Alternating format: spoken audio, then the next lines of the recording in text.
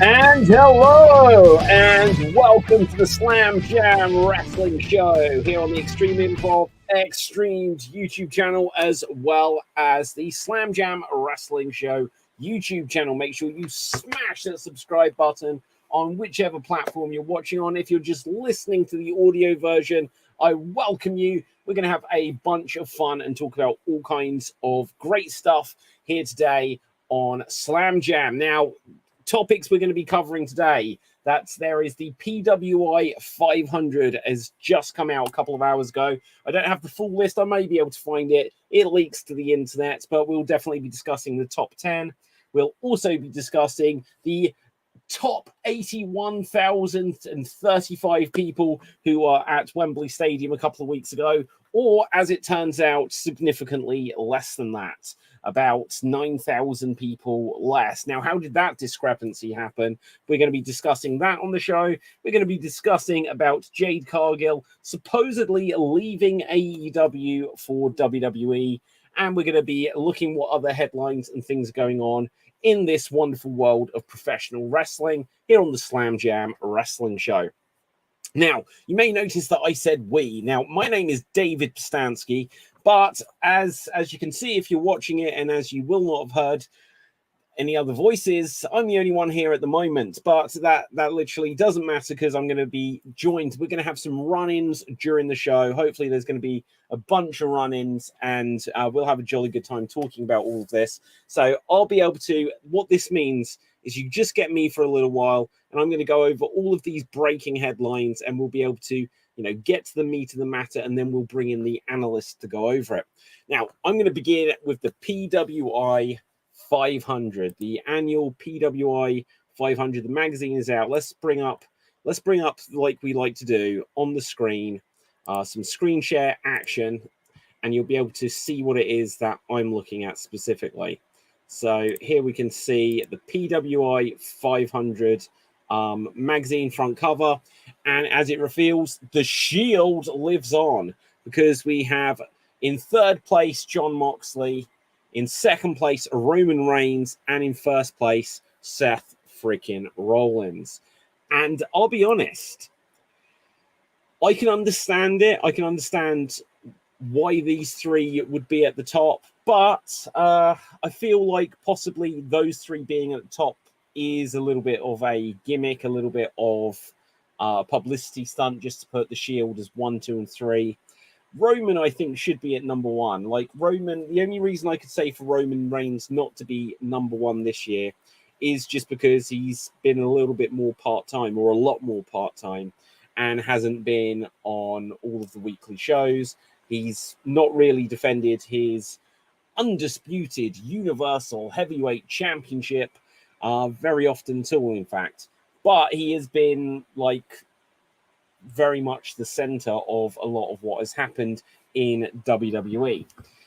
Seth Rollins, obviously, he's the first ever World Heavyweight Champion of the new iteration of the belt, and it has its own lineage, so he is literally the first. And yeah, I can see why he's up there, but to me, I haven't been as excited about Seth this year. Like, if it counts the last year, which it would, his feud with Cody from WrestleMania last year, I don't know if that's going to fall into, that's like a lot more than a year ago at the time of this, because this is, wow, this magazine is, if we bring it up on the screen again, it is dated December 2023. So this is one of the interesting things with the wrestling magazines, is with them doing stuff like that, they're very outdated by the time they come out. So they need to make sure it isn't all just about current speculation, I guess, nowadays. But I haven't had a copy of one of these wrestling magazines in 3 or 4 years, at least before the pandemic. But Seth, number 1, Roman, number 2, Mox, number 3. Let's see who else we have in the top 10. We'll go over this again later when we have some of the guys to do a run-in. Oh, have I literally just knocked this off the screen? No, I've still got it. So after Moxley in number 3, we have Gunther in number 4. And obviously, longest reigning Intercontinental Champion of all time. It's completely understandable why Gunther will be up there, because he's had some spectacular matches, possibly the best matches in WWE over the last year, thinking back to Clash at the Castle, thinking back just very recently what he's had with Chad Gable, and the longest reigning Intercontinental Champions absolutely made that championship mean a lot more over the last year. But I don't know, like it'll be interesting to see what the next year brings for Gunther, because he could find himself like, how long does this Intercontinental Championship reign need to last? Honky Tonk Man, the previous longest reigning champion, was had that record for 30 odd years, and realistically, it's not going to be beaten anytime soon. Again, it's going to take at least a year and a half, 2 years for it to be equal to what Gunther has now done.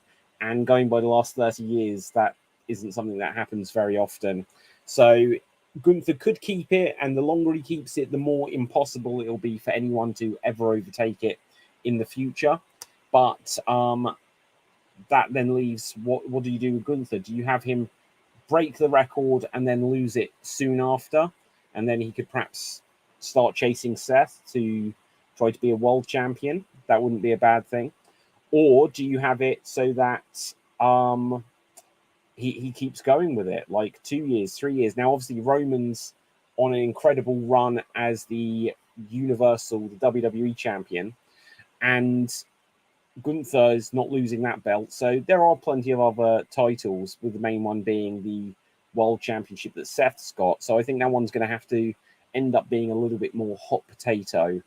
Or it will be that Gunther drops the Intercontinental title and eventually starts chasing Seth. But unless Cody is going to go after Roman's belt, then where does Cody fit in? If CM Punk's coming in, is CM Punk going after Seth's belt? Quite possibly, because especially with the comments Seth made where he was like what does he say? Pepsi Phil, Philly Phil. When he said that, I always thought he was like Philadelphia. I was like, he's not from Philadelphia. But anyway, Philly Phil, and he called him a cancer. So fighting words there, and that could be the groundwork for CM Punk to come in against Seth and go for that championship.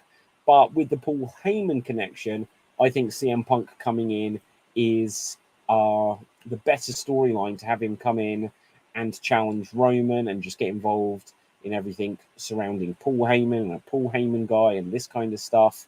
You could even bring Brock back into that there. Imagine the main event at WrestleMania next year. Now, Roman Reigns versus CM Punk. Love it. Absolute classic. But you could have Roman Reigns, CM Punk, and Brock Lesnar. Now, I think that's a pretty exciting prospect as well. And of course, there's all the rumors, forever rumors, that it'll be Roman Reigns versus The Rock at some point. So, and then where does any of that leave Cody? So there's lots of people. Where does that leave Jey Uso? Where does that leave Sami Zayn, who I think seems well and truly out of that picture? Does Drew McIntyre ever want back in the picture? Is he potentially going to leave WWE if he doesn't get the nod to have a World Championship run again at some point? But I think his better bet is to go after Seth. But anyway, that was Gunther. So we've got Seth Rollins, then we have Roman Reigns, Jon Moxley, then Gunther, then Hijo, I can't even pronounce it, but Del Vikingo. Vikingo, that little guy that lands on the back of his neck on tables in AEW, is apparently 5th in the world. How do they decide this? This is what I mean. So Seth, Roman, Jon Moxley. Jon Moxley, obviously, within the last year or just over a year ago, he was AEW World Champion. He's just won the International Championship from Orange Cassidy, but you have to believe that probably didn't factor into this decision, because it would have to have been going to print fairly recently. So then it would just be everything with the Blackpool Combat Club, and Moxley has been a big part of AEW, has always stepped up. Now, I haven't always appreciated everything that Moxley does. I don't like some of the ultra violence, the fact that he juices in every single opportunity he's got. But he is a big star, and he has been, every time there's been a problem for AEW, he has stepped up. Every time Punk was injured, or Punk got fired, or lots of stuff with Punk, Moxley kind of steps up. But Vikingo, it's just like, I've got no idea. Someone will have to come on the show and tell me a justification for why Vikingo is ranked number 5th in the world over MJF, who has been world champion Moxley. Did Moxley win the world title again and then lose it to MJF? I'm trying to think, after Brawl Out from last year.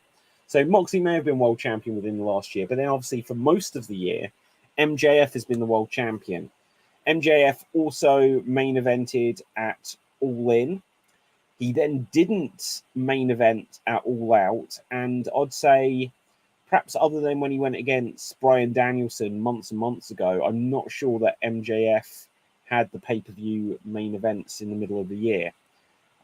Did he for Double or Nothing? I'll have to double check that. I've got a feeling like maybe they did the Stadium Stampede as the main event or something, but I don't think MJF has always been the main event. And that's a problem in any wrestling promotion. Like, I know for CM Punk years ago, when CM Punk was WWE champion, they would put John Cena matches as the main event, and it was just a lack of faith that that Punk was really the main event. I think the World Champion should be the main event. There are some people that can be the main event without the World Championship, but usually when you do that, it means that you don't have a true main event World Champion. And that's happened a few times. Like when they had the old version of the World Heavyweight Championship in WWE, and you'd end up with like Jack Swagger or Dolph Ziggler or some of these guys, or if like they had the ECW world title, it's like we knew these were supposedly world titles, but they weren't the main event, and you didn't see the guys that were holding it as the true main event. Okada, obviously, probably is a permanent resident of the top 10, so no problem there. Orange Cassidy, there, right? He's had a heck of a run as the international champion. The gimmick is over with the crowd. I don't think he's a top 10 wrestler. He's not bad. I quite enjoy his matches, but I don't know. Like, I'm not sold on Orange Cassidy as a top 10 guy. Josh Alexander. Wow, like I barely know Josh Alexander. I don't really watch Impact Wrestling. This is where someone's going to tell me in the comments that he isn't in Impact or whatever. But that's just because how often do I watch Impact? So let's have a look here. Let's see. I think he's been world champion. Josh Alexander. Let's see what his New Japan Pro Wrestling 2021 to present. I just heard a really weird noise in this room. That's a bit freaky. I'm not going to worry about it though. And let's see what else we've got. Okay, so longest reigning Impact World Champion 2022 to 2023. Well, that certainly can justify why he's there. Let's see. Okay, so he defended his title against Jacob Fatu July last year. So again, I don't know if that will fall into this last year. I wonder where he was ranked last year.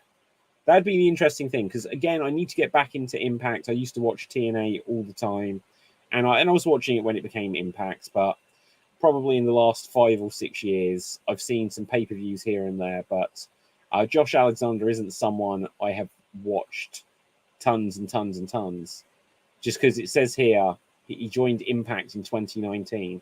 So I'll have seen some of him, especially during the pandemic era, but he's not someone I'm super duper familiar with.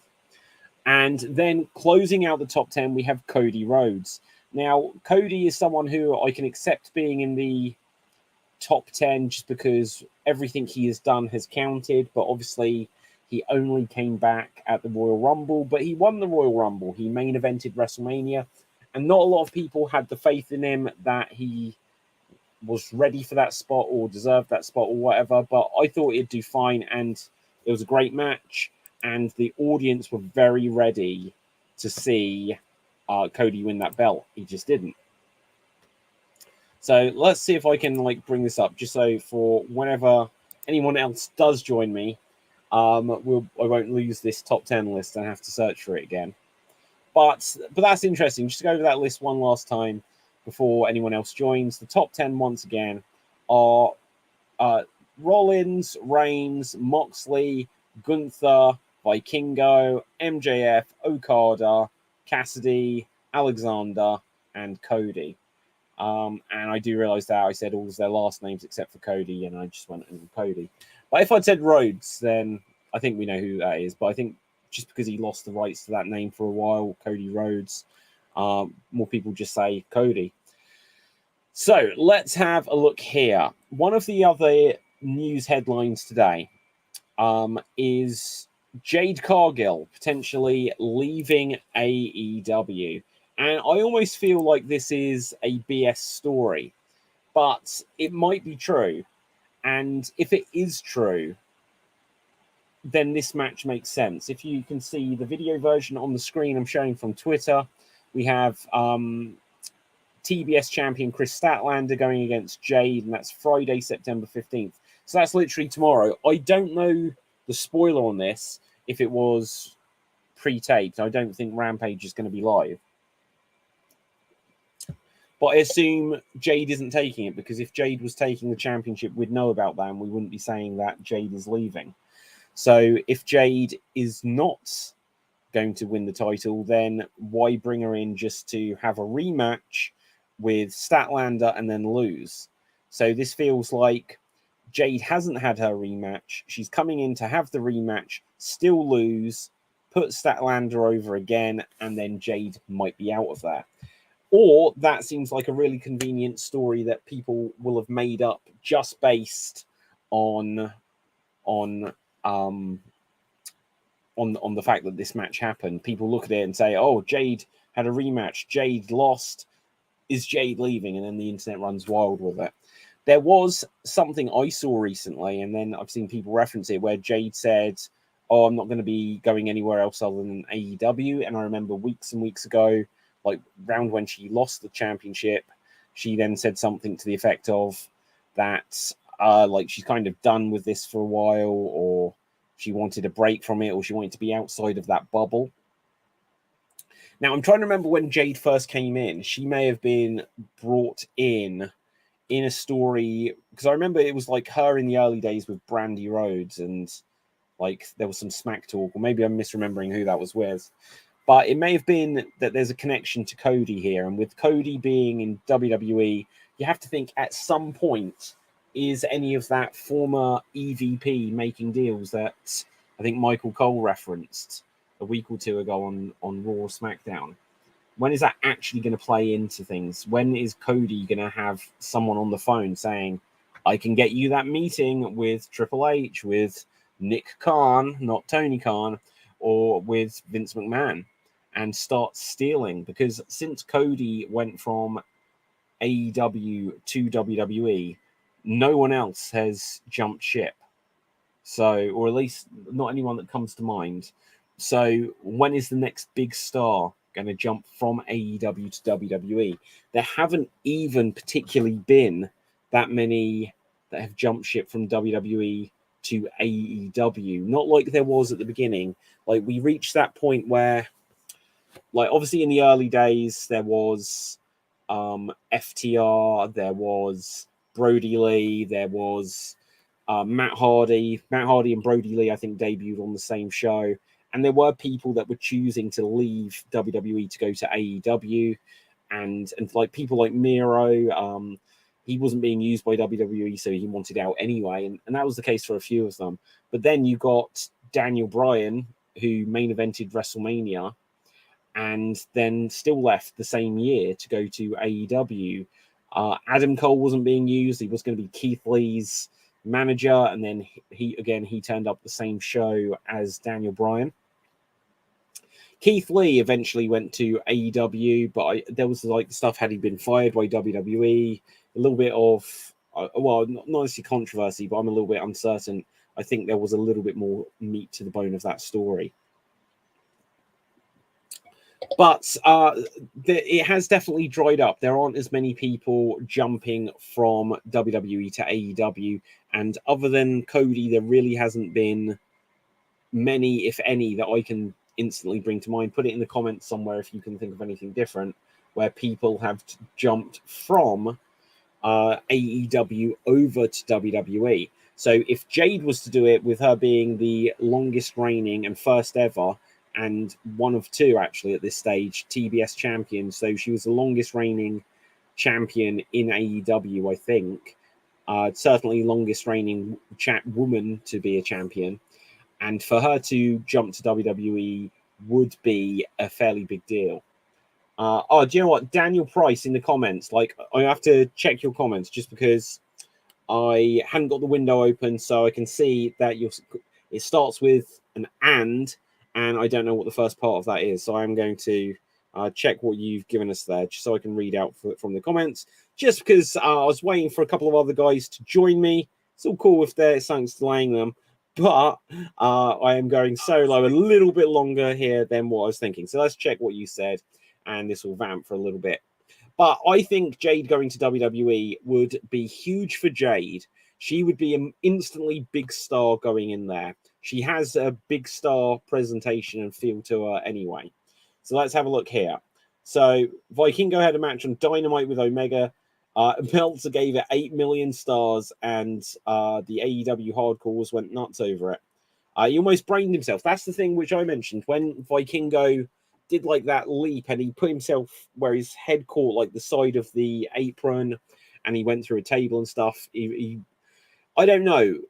I remember when it was said Vikingo versus Omega, and it was like dream match, and I was like, dream match? Who is Vikingo? And I looked him up, and he'd got like 2,000 followers on Twitter, or maybe it was 5,000, but whatever it was, I was like, how can someone with like 5,000 followers on Twitter have a dream match with anyone? Like, for the Slam Jam Wrestling account on Twitter, I've got over 1,000 followers, and that's not a lot. It's a small thing, but it's like, am I just need to multiply that by 5, and then it's a dream match? Oh, finally, the Sarajit has come back to Slam Jam. Hello, Sarajit. How are you doing? I'm doing great. Thank you. Oh, thank Sarajit. Like, I was here. I felt, I was waiting for that hot tag at some point. Someone just to come in and save me, and finally you are here. Finally, Sarajit, and look at that. You've got the WWE undisputed championship belt there. That is ginormous. yes, it is, and I believe this is one of the best championship belt replica that currently WWE shop has on their list. And this thing is heavy. It's around, I believe, 10 to 11 pounds. Wow. And the strap is really flexible, unlike the other belts. Though it's PU, but it's still flexible. And the curve, look at that curve. Yeah, that's a good curve. I'll be honest, it looks an amazing belt as you hold it there. It was never one of my favorite designs. I always liked the winged eagle, and then I thought it was a downgrade when they made the big eagle. And when they made that, and like the wings on the eagle are kind of upside down, I was never on board with it. Yeah, but when I first started watching WWE back in 2002, this was the championship belt that was being used at the time. So it's one of my favorite championship belts. Makes sense. The winged eagle was the championship when I watched, and to me, that is the WWF championship belt. Yeah, but this was, I believe, and also this had a very short span of period of time that it was used. I mean, Thank I think God. it was used for around 3 years, but it was modified for the most of the times. First, it was WWF, then it became WWE. First, it was small size, then it became this enormous size. Actually, this is the Undisputed version 2 replica, the one that was introduced in 2002 Vengeance, the one where Wow. Rock won the triple threat match. Okay, awesome. Then there was another version where the strap was cut down to make it look a bit small. Then there was another version 5 that came out, which was ultimately used until 2005. after until John Cena retired it for the Spinner Championship. Yeah, absolutely. Okay, so Sarah G, there's a bunch of stories. I've been discussing some of them. I will just like backtrack slightly, just because I don't know if you've seen, but the PWI top 10 is like, well, not the top 10, the top 500 for this year has been announced, or like the magazine's gone out today. And I've got the top 10 here. Do you know who is in the top 10, or is it number one? I haven't seen it yet. Who would you guess then is at number one for 2022 to 2023, or just as they may count it, 2023? I'm guessing Roman Reigns. It's not actually. Roman's at number two. Then probably MJF or CM No, Punk. no, Punk isn't in there. What a surprise! But He's not even in the top 10. 2023. He came back in June. He was terminated by the end of August, so it wouldn't have been Punk this year. I have no idea then. It's Seth. Seth Rollins. Yeah, I was surprised. First world champion of the new design, but I was surprised by that. I'm a little surprised about that too. And so I'll give you the top 10 and you can give me your thoughts on it. We've got Seth, followed by Roman, followed by Moxley. So complete Shield domination there. You know, the Hounds of Justice. Absolutely. I feel like their positioning there has to be a gimmick, that they literally like, let's just put Mox. If they're saying that Roman and Seth are 1 and 2, they're like, let's put Mox in there at number 3 and you've got the Shield dominate. But then we have Gunther, then we have Vikingo, MJF, Okada, Orange Cassidy, Josh Alexander. Yeah, look at that. Seth in the center there. Orange Cassidy at number 8, Josh Alexander at number 9, and Cody Rhodes at number 10. I'm surprised that Cody Rhodes even made it to the top 10. I mean, except for winning the Royal Rumble, I don't think he has done that much in the ring this year. I think except for telling the people, except for talking to the crowd and asking them what we should talk about. Yeah. Well, okay, but when you think about it, okay, so what I'll say, Cody Rhodes has been my highlights.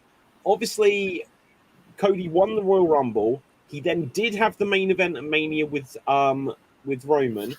He then he's feuded with Brock. You know, I think there is enough justification for Cody to be number 10 at least. Top 5 probably not, but 5 to 10 I can understand it. Probably. He just hasn't finished the story, which is the problem. Yeah, he's not a very good writer. No. I'm surprised that we don't have Sami Zayn in there. Now, from the end of last year, Royal Rumble, whatever it was, or whatever the early pay-per-view where he got the main event with Roman, through to main eventing night 1 of WrestleMania. After that, I'd say the tag titles, they haven't had as strong opponents if they weren't going against the Usos, or obviously Sami and KO went against Solo and Roman. Other than that, I don't think the tag titles have meant as much. But I'd say that Sami should be in there if Cody's in there. Yeah, because Sami at least had a great push pre WrestleMania. Yeah. Also, somewhat during the WrestleMania show, I mean, he was at the main event at night 1. But after that, I don't think he or Kevin Owens together was given any significant push. No, I do agree. Like, I would say them dropping the belts a couple of weeks ago was probably their best match in a while. But the bummer of that thing is, WWE, you know about Superstar Spectacle, right? The live event in India. Yeah, absolutely. It was announced that Sami Zayn and Kevin Owens will be defending their tag team championship against the Indus Shay. That's Veer Mahan and Sangha. But so what actually happened? Yes, it was even advertised on the WWE India Instagram page, Twitter page, It was also advertised at the WWE, the Sony network, the channel that airs WWE here. But suddenly, 2 weeks before the show, we learned that Sami Zayn and Kevin Owens lost the championship. Yeah. The Actually, card not is 2 weeks. It subject was to actually change. like 1 week. 1 week before the main event, or 1 week before the event. Yeah. What do you make of that? What do you think is the reason for that decision making? Because maybe the Judgment Day is too hot right now, and I mean, look, let me say give out a little bit of spoiler. Yeah. During the Super Spectacle, the said tag team match was already taking place, but the outcome of the match, first the match was resulted in a DQ since Jinder Mahal interfered. Then the match was turned into a six-man tag match. I don't think that would have been happened if Sami Zayn and Kevin Owens had the tag team championship with them. Yeah. I mean, they would have had to had a definitive winner. No, I completely agree. Okay, so one thing I want to see, you were at the show. Where were you sat? I was sitting. Wait, let me get my phone. I actually forgot my phone. I'll get my phone and then you can. Yeah, I'll yeah, show you where I was sitting. yeah. That's cool. That's cool. So I'll just vamp for a moment. There's still a bunch of stuff, guys. If you haven't done so already, please smash that subscribe button on youtube.com/extreme improv. Or if you just are interested in the wrestling side of stuff, go over to the Slam Jam Wrestling Show YouTube channel. Excuse me, which is, I believe, youtube.com/at Slam Jam Wrestling Show. And smash that subscribe button there because I've got an announcement coming up in the next few days, and it's going to be that there's going to be a ton of cool stuff coming to the Slam Jam channel. Now, once that's now that I've done with that plug, Sarajit, tell me things. So this is where I was sitting. I was in the second row. I Yep, don't know if you see second it row, properly. amazing. Yeah, I was. This is the entrance ramp. That's the entrance ramp. Yeah, That's the first step, and yeah, no, this is I where I can was see. sitting. Okay, so Sarajit, what I will ask you then, because it was going viral, when John Cena, as he often does, threw his shirt into the crowd, literally 5 or 6 guys got their hands onto it, and it looked like the beginnings of a riot. How close were you to that, and did you get the shirt? No, it was actually thrown completely the opposite direction to where I was sitting. Okay, did you see that there was a commotion happening? No, I was too focused on the match. I mean, No, good for you. John Cena was literally 2 feet away from me. Wow. But have you seen the clip though? It's very funny. John Yes, Cena's face of looking like, what have I done? I have seen that video, but he also threw his cap on the same direction as well. Oh wow. See, What was the show filmed? this Oh was my how god. close it was. Yeah, that's amazing. Wow, that is like smelling distance. Like you could literally smell the thugonomics on him.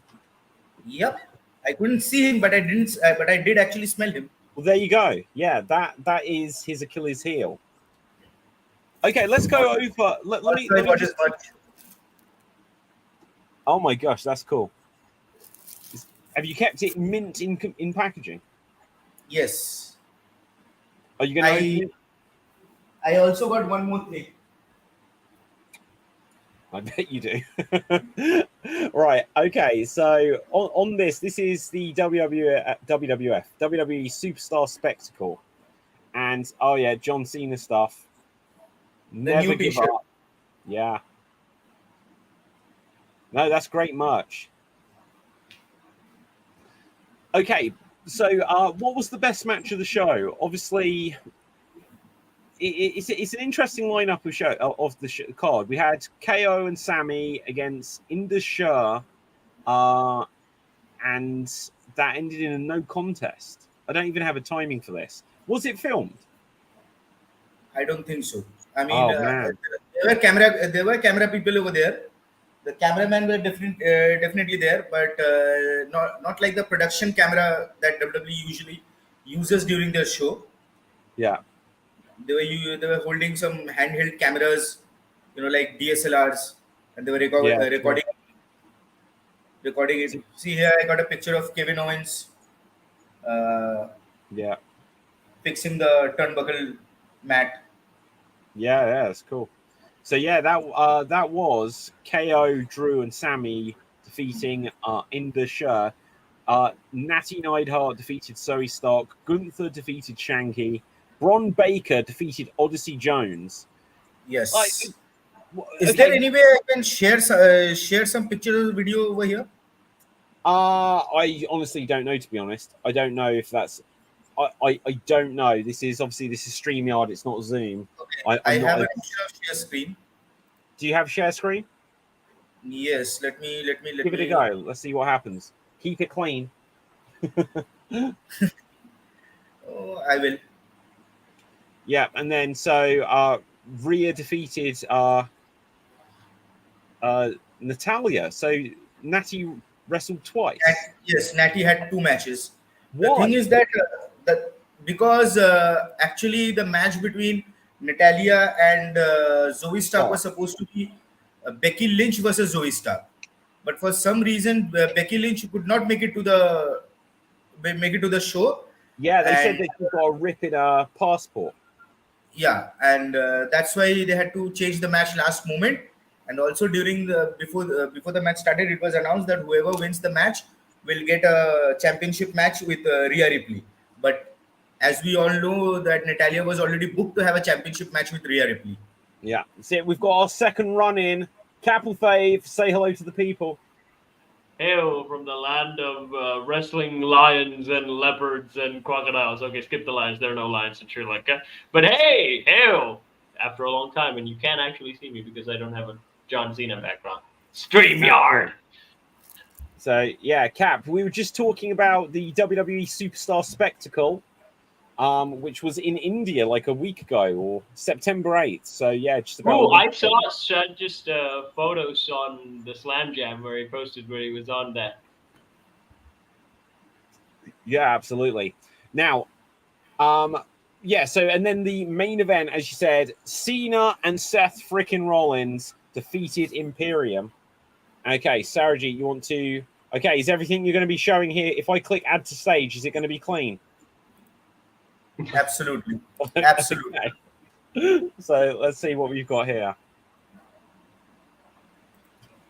So this is the entrance ramp. Yeah. This was during the meet and greet, actually. Yeah, you attended the meet and greet. Let's see who you were stood with. Oh, that was this video. He's not going to play music. I've got to stop it. Stop. I've got to mute it. Mute. Sorry, man. I can't play music on the show. The speaker is there, David. I've muted it. I'll mute it. Yeah, it's cool. I've muted. So yeah, McIntyre coming out. That's awesome. Like I literally, I was like right next to McIntyre, like when he made an appearance at Clash of the Castle, but I didn't get to stand and pose with him properly. He was in motion. Look at that audience! It's like he's at Dynamite. What? Yeah, but this was like almost. Yeah, no, he's just turned up to an AEW crowd. It's full house. This was actually like 3 hours before the show started. So and I was like, why? It's like a boxing ring. There's no one. Yeah. Here comes the Well, I second member. think you're still like on lockdown, right? Who's that? Jinder Mahal. Okay, Jinder. Yeah, that's fine. The second member of He looks completely different now. This is where we chanted 3MB. This is where we started chanting. Oh, the great insult. Imagine if Heath had come out. I would have popped for that.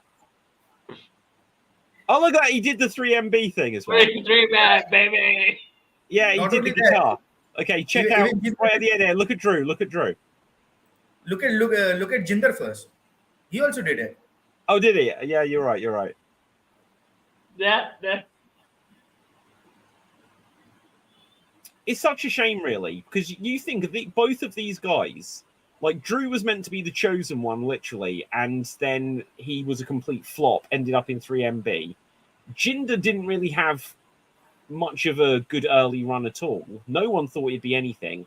Then he became world champion, and they literally dropped him with, he dropped the title before he was meant to be wrestling Brock Lesnar. And then they completely gave up on him. You know how Jinder, I think one thing is that they wanted Jinder because they were reaching India at that time. They were heavily marketing on India when they actually pushed for Jinder Mahal. But you know the other thing? Jinder freshly came off of doing steroids. And then he was like, McMahon is like, yes, I finally have the guy. But that was the thing. When Jinder came back and everyone was like, oh my God, like he was in insane shape. Juiced up to the bones. I mean, that happened to Drew as well, right? Like in 3MB, he was a scrawny guy. But he was like super young. He went to like TNA and he was like a world champion there. But even there, he was a bit smaller than he was when he made his return appearance to WWE. Because when he made his return, he also was on the juice. McMahon was like, yes. Probably. Let's bring it up actually. Drew Galloway. I think I can finally unmute this because there's no music playing in. Okay, go for it. Mommy.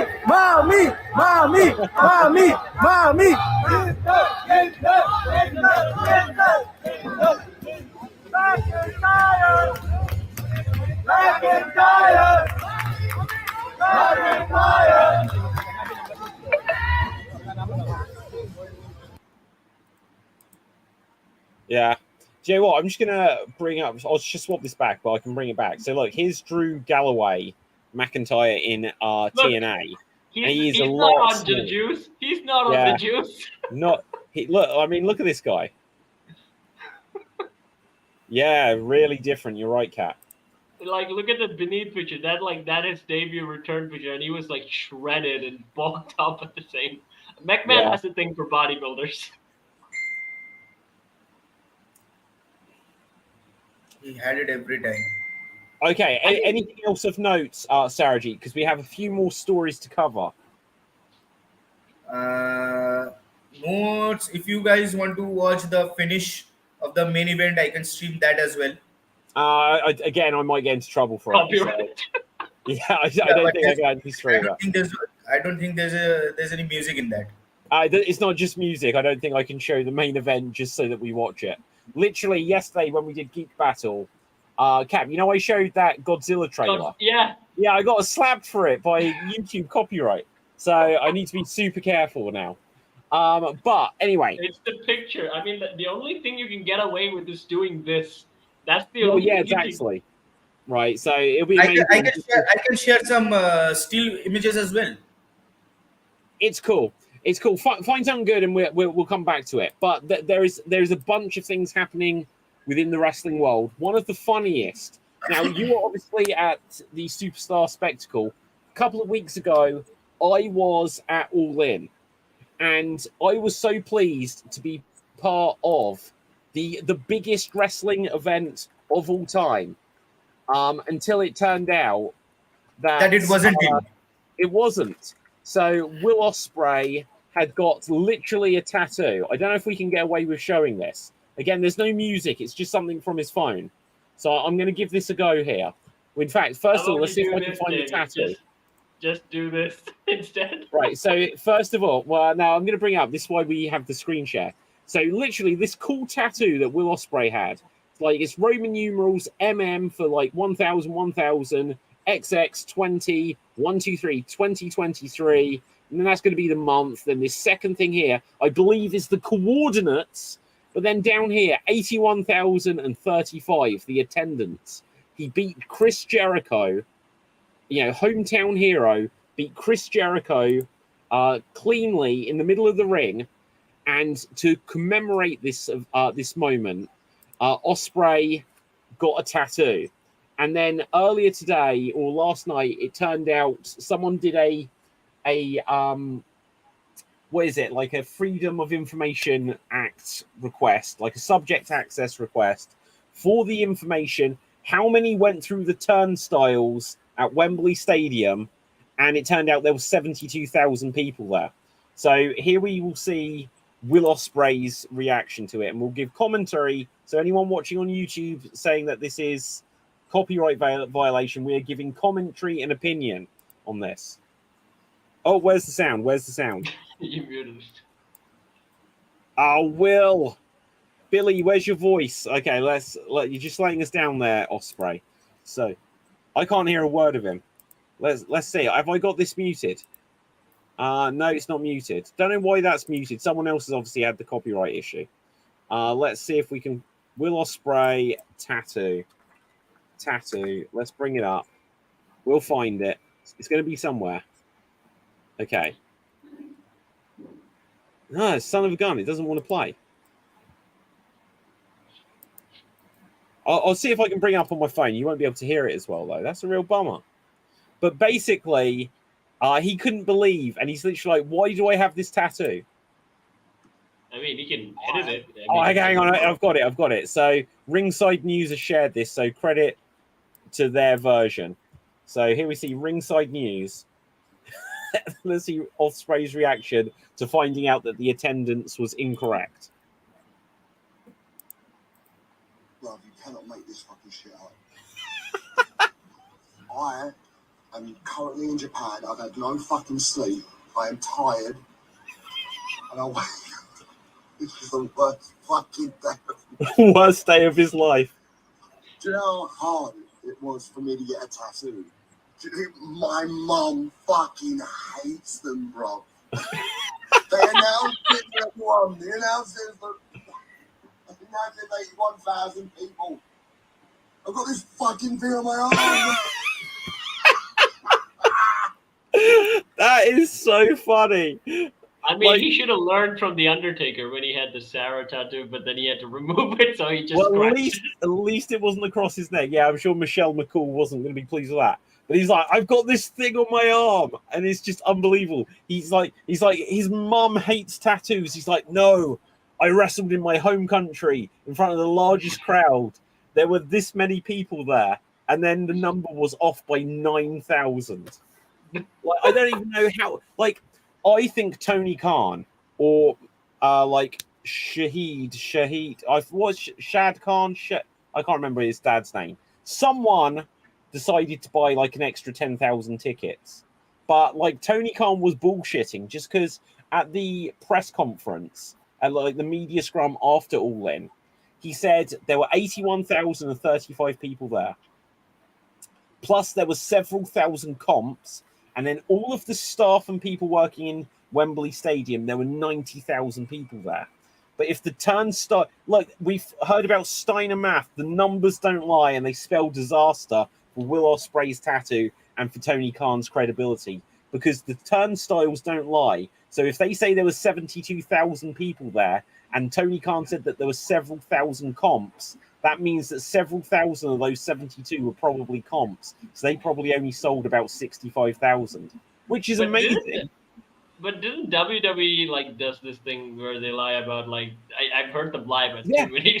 They lie about everything. But the whole point is Tony Khan sort of shit on them by saying, we're going to actually break the record. Forget 93,000 people at WrestleMania 3, Hogan and Andre. We're actually going to break the record if we get to 81,000. And it turned out that he inflated the number by 9,000. I mean, I said this like earlier when like AEW Craze was, I think the opening of Slam Jam was also on AEW's comeuppance. But I always suspect that like, as it goes down the road, it's gonna follow WWE's example more than it actually rebels against it.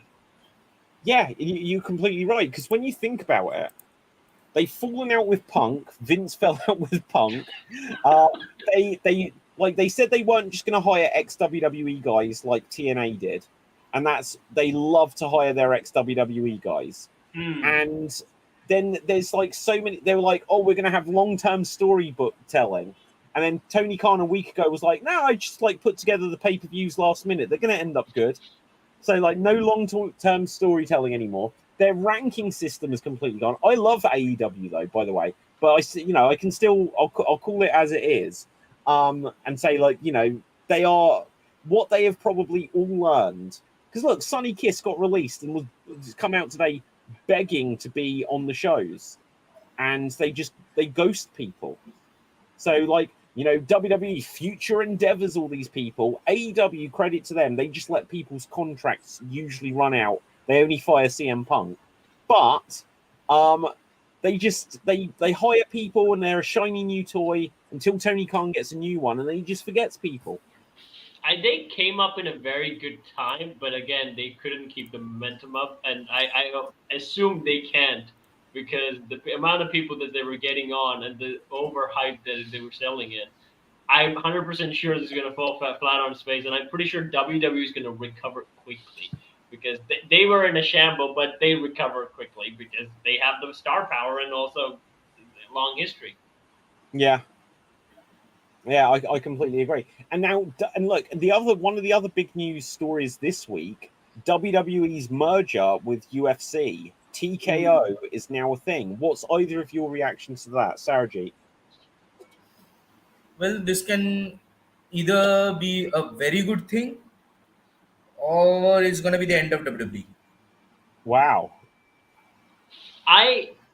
I don't think that because here's the thing about WWE that most better than the UFC, they pay a lot more than UFC fighters.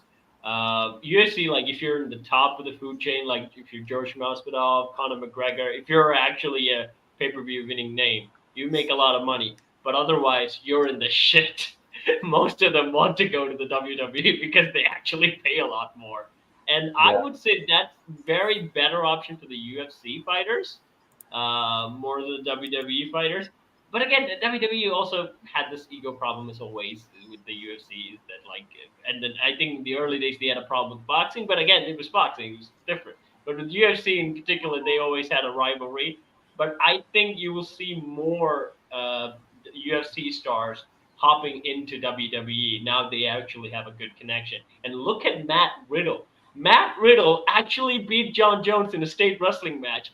Didn't do shit in UFC, but came to WWE. I thought he was weird. I thought he was never going to be a thing. But for some reason, he's still going into WWE. Well, Matt Riddle this week, who knows if he'll continue to be a thing. He was apparently,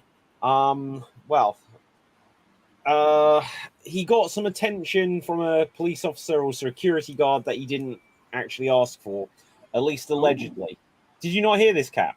I have not heard this. Matt Riddle this week has said that he was sexually assaulted by a police officer going through an airport. JFK Airport. Then some other reports later then said that Riddle was drunk or high or something like this, and his accusation has come under scrutiny. But look, I'm willing to say that this is a situation. It's too serious a situation that I'm not going to make light of it, because if he genuinely was assaulted, he's a big guy, and it's easy to look at any of these wrestlers and say, they should man up or whatever, or not believe people. So I'm not going to do that. But people have scrutinized it a lot, saying that he was high or drunk or something like this, and it may not be genuine. But if it's genuine, then, and if Riddle spoke out about it, then I hope he gets it sorted. Yeah, I do. I mean, we can't know, but if it is, I think he should actually get this sorted. And people do give like wrestlers. I'm not really sure. Like-minded people would not give that much of a thought because, again, you're dealing with the police. They're tough guys; they can fight, but what are they going to do against the law? That's not a thing. I mean, you look at John Jones was being arrested, but what is he going to do? He can kill them if he wants to, but he's not going to do it. But you know what? Did either of you guys hear that story years and years ago with the Big Show? The Big Show and Diamond Dallas Page were in a car together, and like the police pulled them up. Dallas Page was driving, and the officer comes up to the window, and he's like, license and registration. And then apparently the Big Show just leant across, is like, can we help you, officer? And this officer shit his pants and left them alone. Because what do you do when there's a 7-foot giant there, like with his sausage fingers and all that? You know, I think the Big Show isn't going to have too many problems. Or a UFC example, I literally saw this clip today. Do you remember when Brock Lesnar made his entrance at UFC? And then you hear, and then like as they're walking along, never mind MJF getting a shove from Samoa Joe, Brock Lesnar just punches a cop out of the way. And you hear Joe Rogan on commentary just pissing himself, saying, did he just push a cop? I'll see if I can find that clip. It's brilliant. Brock entrance. So Brock, again, I'm going to get so many copyright things. Brock Lesnar. Brock Lesnar does what Brock Lesnar does. Cop. He punched Braun Strowman mid-match when he was being too rough. What was that one? In WWE, this happened when Braun Strowman and Brock Lesnar were brawling. Oh my God, Strowman yeah. was a bit rough on the edges, and Brock Lesnar did what Brock Lesnar does: punched his brains out. Yeah. Oh, like literally, if you see that clip, Braun's head, like the whole thing shifts. That's an Okay, actual let's- punch from a guy who actually punched. Yeah. Okay. So Brock Lesnar, cop. It's got to be here. Okay. 1 second. Okay. Yeah. Brock Lesnar pushes cop. Let's bring up the clip. Make sure it's not playing an ad. Oh my God, this is like some really dodgy recording. But this is on YouTube. So there's Brock coming along for his entrance. Yeah. Okay, let's see if I can get my shield, which didn't help me yesterday. Oh no, I don't have it available here. But so there's a cop. He pushed him, and then bang! Did you see that? So look. So first of all, the cop's in his way, and he's sort of like, you might think the first one he can get away with. So it's just like a little bit like, oh, excuse me. But then like he literally shoves him hard out of the way. How did Brock not get like arrested or something later for that? Nah, I mean, I think if he was a understanding police officer, he would go like, I mean, like at this move, Brock is already hyped up to actually go and fight someone, so he gets the point. And I think there's also rules. There's also rules where like even security officers or even police officers shouldn't get like in sort of range with the performers or the actual athletes. There's a law like that even when they're guarding. So I don't think the legal stuff in that would have been much more tricky. Okay, what do you think happened to that cop though? Is it like everyone's like, hey, yeah, you're the guy that had the thing with Brock, or is it going to be that everyone rips him for like forever, so that he was the one taken down by Brock? I mean, if he had like broken his arm or anything like that, he would have probably sued or something like that would have happened. But otherwise, I think he went back and said, dude, look, Brock Lesnar pushed me right here. He pushed me right here and the guy knocked that guy out. It'd be like, it's still broken. You know, I'd be suing Brock. To be honest, he was in the way of Brock Lesnar. Yeah. Yeah. You don't get in the way of Brock Lesnar. Otherwise, Brock Lesnar will Brock Lesnar. Yeah. But okay, like, it wasn't that, right? Speaking of Matt Riddle.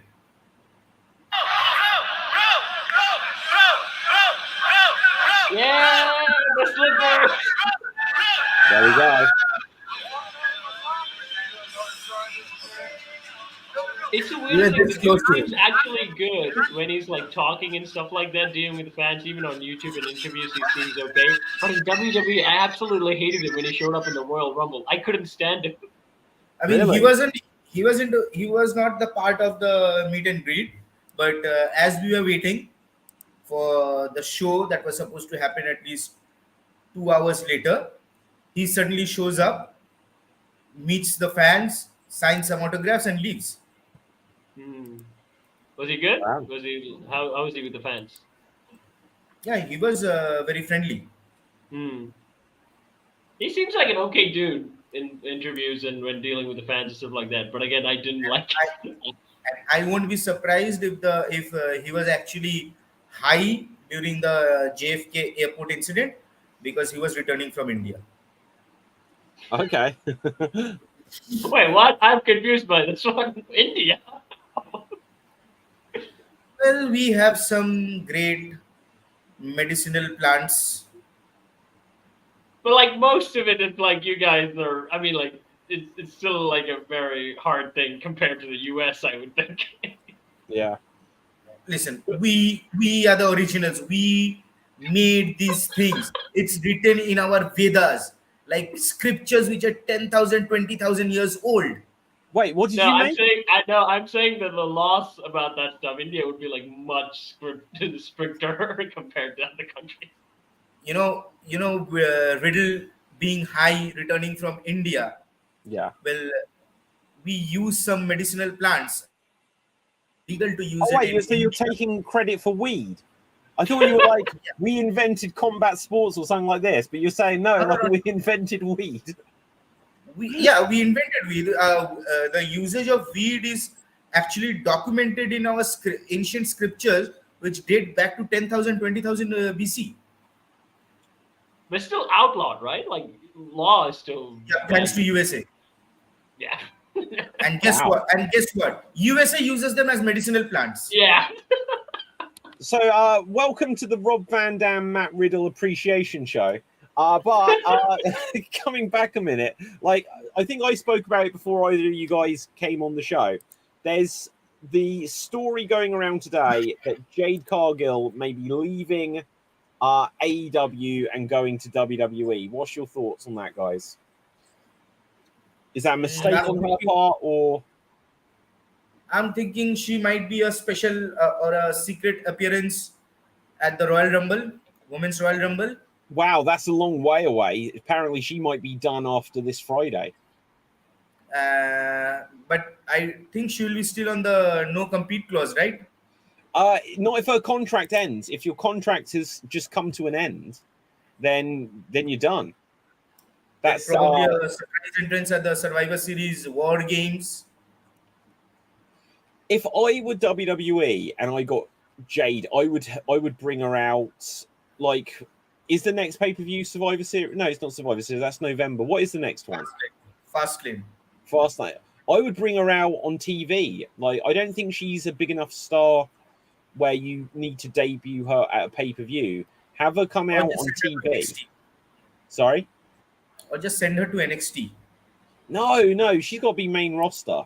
I mean, look, she may be a bit green, but she looks like a star. If she was, we had Nia Jax come back this week. Look at the muscles. McMahon would love her. Yeah, right. We had Nia Jax return to WWE, right? So instead of Nia Jax attacking Rhea Ripley, imagine Jade stood opposite Rhea Ripley. That is like a pay-per-view match, not necessarily a main event, but that is a pay-per-view match just by the face-off.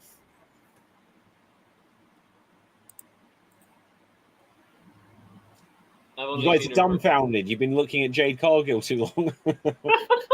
I mean, I've only seen her for the first time. That's the first time you've seen Jade Cargill? Yeah, I'm completely out of the loop.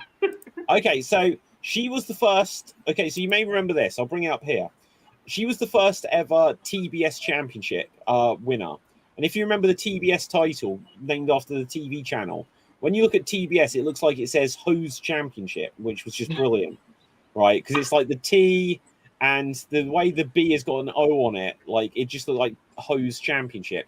And she was the longest reigning champion, like in AEW, quite possibly, definitely longest reigning of any of the women, but maybe longest reigning of any of the champions.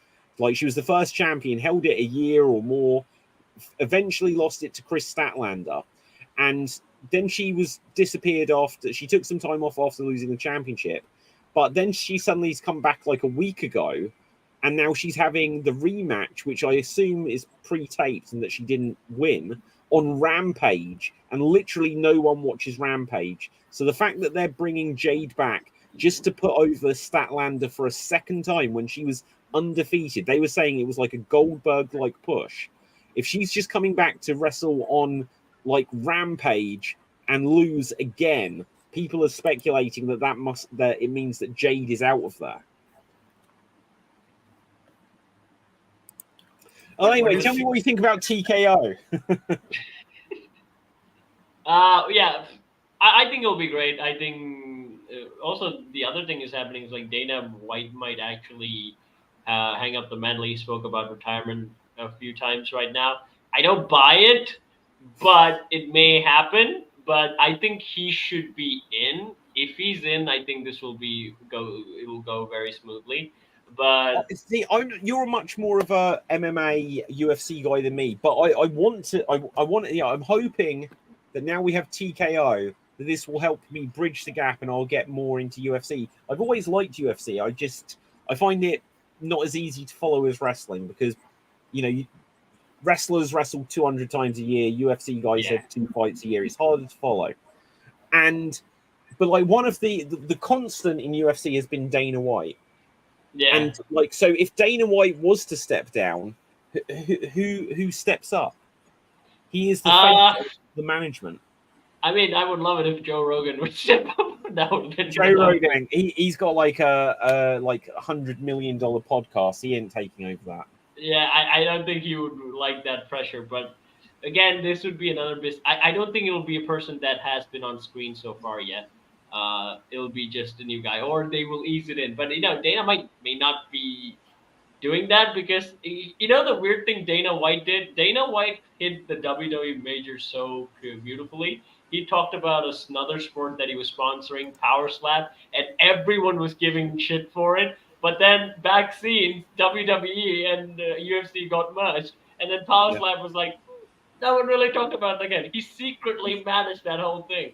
What happened to Power Slap? Is it coming back? I'm not sure. There's like zero talk about it. Dana White didn't even talk about it. Everything's been zeroed off after WWE. Okay, I'll try to find out what's happened to it. I think that whole thing was a ruse. He was just, hiding the whole thing because WWE mergers were happening, and he didn't want the media attention with the WWE merger. Yeah. Okay, so on March 13th, 2023, Warner Brothers and TBS representatives confirmed to media that the network would no longer air Power Slap, Road to the Title, following its first season finale, which aired the week partly due to low ratings. White confirmed that Power Slap would continue to hold events and produce content for Rumble. Is Rumble the other YouTube kind of thing? Yeah, it's. See, that's really bad. That's a really. I don't think it will do it. I think the whole thing was a ruse. He was just doing that for the WWE merger. That was like all the commentators were saying that he just did that so he could keep the WWE mergers under wrap because there was a lot of talk coming in like what happens. They're going to have more Brock Lesnar's from WWE jumping into UFC, more UFC people. Like the press was on it. But because he was getting so much hate for Power Slap, he managed that very good. But after the WWE merger, there's no Power Slap. Dana White didn't even mention on any of his Instagram so far. He never talked about it in the UFC press conferences. And even the press didn't seem to be interested anymore. Yeah. Okay, so guys, give me your thought on this with in regards to TKO. Nick Khan says that they envision an all-star TKO weekend. What everyone envisions is, can you set up an all-star TKO weekend where SmackDown goes Friday, UFC on Saturday with pay-per-view, and WWE with a premium live event on Sunday? I've heard stuff where Dana White literally says that he doesn't think they have the same audience. Now, obviously, there's a crossover. I'm not interested in UFC. Cap, you obviously are into UFC. Saraji, are you an MMA guy at all? No. See, and it's fall to us. Well, no, but this is the thing. So, we have the 3 stages here. So, Saraji is not in. I've dipped my toes in, and Cap, you're all in, and it's just this represents. We represent the whole trifecta of this brand TKO. I think one thing is that maybe Dana was kind of right on that because WWE is more now politically very different from UFC. UFC is politically on the right most of the times. There are some outland different fighters who express different things, but more in the sense I'm not really. I think Donald Trump did actually make an appearance on UFC event. I think there was Donald Trump. Who did he fight? No, he didn't fight. He made an appearance. Yeah, I think I saw a clip of that as well. It's Joe Biden and Donald Trump settling it. Do you remember a few years ago when literally it was Hillary Clinton and Barack Obama and whoever the other guy was, all on WWE cutting promos. Oh my god, I didn't know that. You haven't seen this. Like, Yeah. for me, this is where Barack Obama won the presidency. Because who was like the other guy? I can't even remember nowadays. Bernie But like, Sanders? it was like, sorry, Bernie Sanders? I don't know, to be honest. I think it was either going to be who was president before Obama? No, it was George Bush, wasn't it? So it was whoever the Republican guy was, I believe. And so they had the Republican guy, and I can't remember who it was. And then it was either going to be Hillary or Barack Obama. And I can't remember who the other guy was, but like Hillary Clinton, her promo was like, "Oh, will they kill me, Rowdy Hillrod Piper," or something like this, and it was terrible. And apparently her middle name is Hillrod, because I was like, why would you say Hillrod, like hot rod? But then Barack Obama was like, "Can you smell what Barack is cooking?" And I was like, this dude he's definitely a WWE champion. So it's like. So no wonder, like, he could out talk anyone and become president. He can do a crowd. I mean, like, put him in the microphone, he can definitely win a crowd. He's very charismatic and everything. Yeah, exactly. Like, so if Obama WWE, was like, did that, like, this is a little bit more political, but if Obama was like running at the time when Trump was running, I thought Obama would have won this. Well, Barack Obama actually appeared on WWE on a Monday Night Raw episode, right? I mean, actually, his dummy did, but well.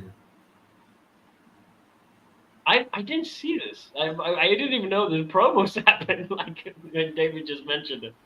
No, but there was an episode where Barack Obama appeared on Raw, I believe.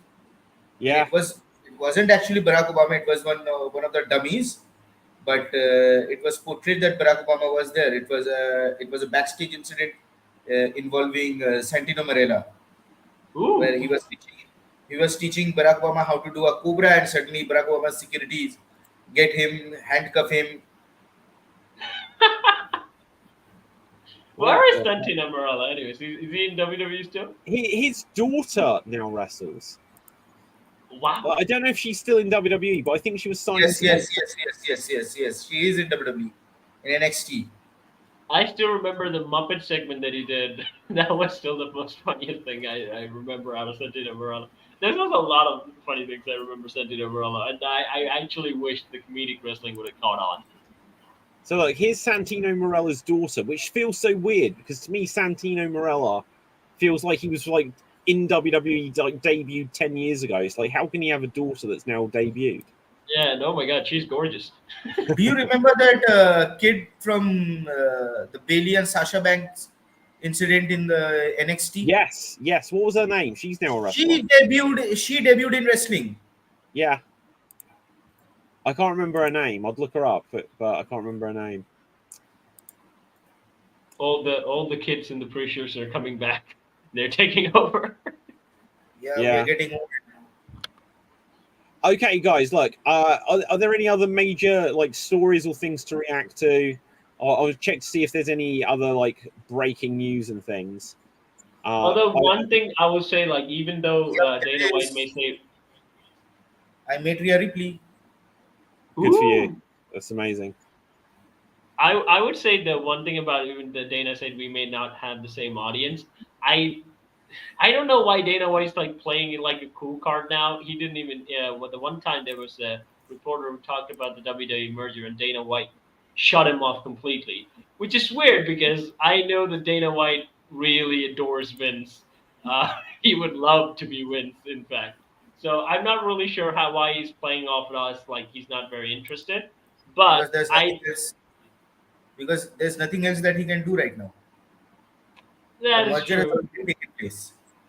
But I would say, like, it would be like, I mean, Brock Lesnar was a huge star for the UFC, but right now UFC doesn't need stars. In fact, they actually have their own stars, so they're pretty good. But to be honest, I'll be really pissed off if the WWE pay-per-views are moved from Saturdays to Sundays. The time change might happen. Yep.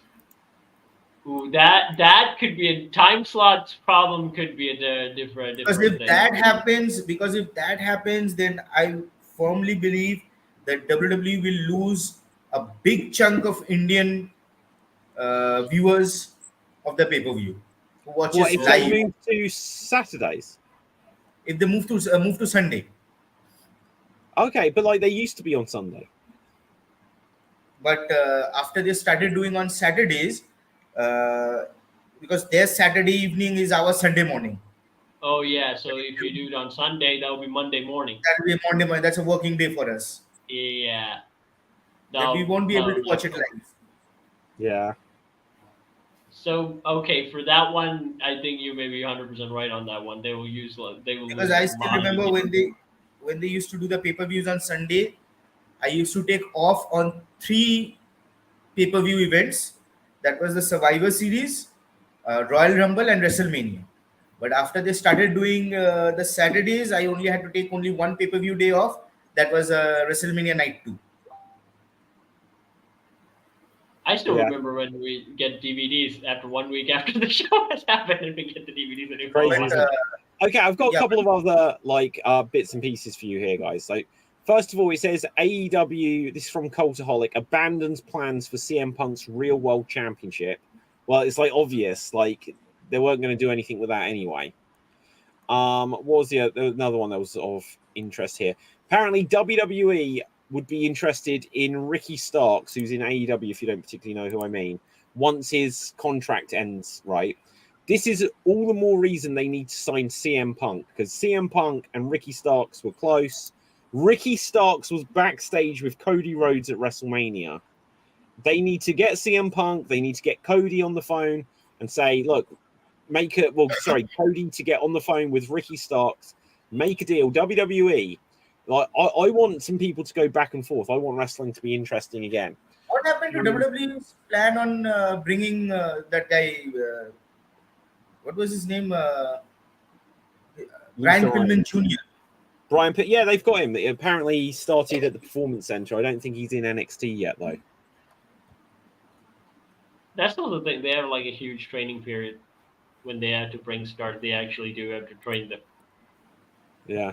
Okay, now, guys, we're going to have to wrap this fairly soon. But first of all, like, he'll be upset if I don't get to this at some point. Dave Green sent in this specific video for us, guys. So this is some trivia or a joke or something. I'm not sure. We'll hear from Dave and see what he's got to say. And he's muted. Right, okay, unmute. Okay, let's take it back. Okay, here we go, Dave. Go for it. Hey guys, this is my fact of the week for the show this week. Oh, not a joke. So, Roderick Strong has been fast employed as a supply teacher. And he does all the subjects, does his education course, there's a bit of English, a bit of history, a bit of drama, maybe. But he's never been asked to do mathematics since a sad incident where he was basically just trying to get the kids to learn the idea of putting numbers together to come up with a bigger number. But he just kept yelling at the kids, kept yelling, Adam! Adam! Adam! That's actually really good. Now, guys, I can hear it. I only heard Adam. Okay, I'll explain it. Sarji, are you a AEW guy? Is he talking about Adam Cole? Oh, Adam Cole, but no, Roderick Strong. So, like, Sarah, like, I haven't even clarified after all this. So, Cap, you're not quite in the know-how of AEW. Sarji, how much do you follow AEW? Well, I know that CM Punk is fired from AEW now. That tells me everything. I know too. Okay, look, Undisputed Era. So, Roderick Strong was like the last guy from the Undisputed Era who hadn't gone to AEW, and then he did. And so, of course, like Bobby Fish is long since gone out of AEW, and Kyle O'Reilly is injured. So Roderick Strong, he comes in, he does this storyline with Adam Cole, where he's like, hey, we're friends. But then Adam Cole has been in a tag team with MJF, who is notoriously a heel. And so Roderick Strong is always trying to prove to Adam Cole that MJF doesn't really care and he really cares. But like Roderick Strong has been wearing a neck brace forever, even whilst wrestling and stuff like this. And there is a supercut where he just comes down the aisle and he's screaming, Adam! Adam! And he's really whiny. And Dave's joke, Dave, I hope I'm explaining this correctly, is that Roderick Strong used to be a supply teacher, which means like a substitute teacher. And when the children weren't doing good on their maths, he would shout at them, Adam! Add them. Ta-da! We don't have a quote from the Iron Sheik, but we have Dave Green. So there we go. Guys, we are going to have to wrap up the show here just because I've got Extreme Improv Extreme in a couple of minutes. But I look forward to more Slam Jam in the near future. Sarah G, where can the people find you? They can find me on my cosplay page. That's at Fluffy Cosplayer on Instagram. Amazing. Cap, where can the people find you? You can find me on Swandees, where I wrestle, where I punch, where I kick. No, I actually don't do any of that. I sing, I dance, I throw myself in a bucket, and I work with puppets. You can see me there doing numerous stuff, and you can also find me here on numerous shows. Amazing. And my name is David Pstansky. You can find me on Facebook, Instagram, and Twitter at David Pstansky. Guys, I'm really excited that very soon I'm announcing. Look at that. I can't believe you're cutting off my promo. Right, just to show us Rhea Ripley. Right, okay. Guys, I'm going to have something really cool, Slam Jam related to share with people very soon. Slam Jam is evolving, and there's going to be some really cool stuff coming up. Like people are going to start finding out about within this next week. But with that, from me, from everyone else, stay safe, always stay extreme, and keep slamming and jamming all you Slam Jam brunies out there. Ciao for now. Boom! Vinny Belt is the best! And we're off the